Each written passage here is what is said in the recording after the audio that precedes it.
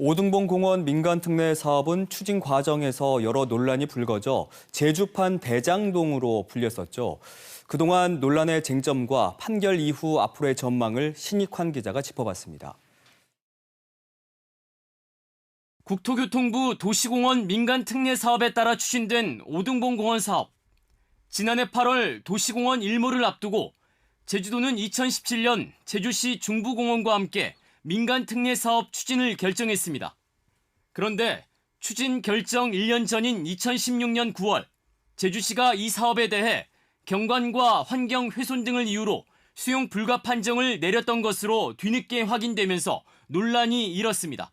당시 원희룡 전 지사가 추진 검토를 지시했다는 점과 아파트 단지 규모가 2배 이상 늘어난 것도 도마에 올랐습니다. 지난해 3월 환경영향평가 심의 당시에도 논란이 일었습니다. 시민단체를 중심으로 멸종 위기종에 대한 부실한 조사 등 여러 문제점이 제기됐지만 도의회를 통과했습니다. 가결됐음을 선포합니다. 제주시가 곧바로 실시계획 인가를 고시한 가운데 사업자 측과 맺은 협약서가 공개되자 논란은 더욱 커졌습니다.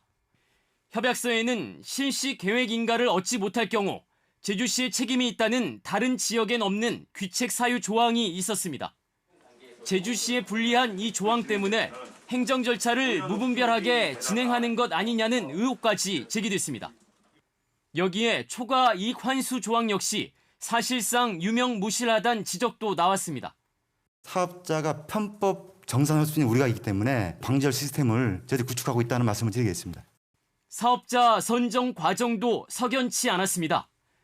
제안심사위원회 위원장을 당시 제주도 도시건설국장이 맡은 게 문제가 됐습니다.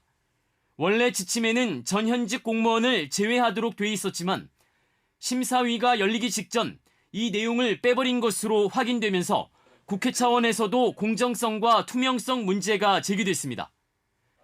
결국 시민단체는 도민 280여 명과 함께 실시계획 인가 취소를 요구하는 행정소송을 제기하고 오영훈 도정이 감사원에 감사 청구까지 했습니다. 하지만 감사원 감사는 물론 소송까지 모두 기각되면서 오등봉 공원 민간특례 사업은 정상 추진될 전망입니다. KBS 뉴스 신익환입니다.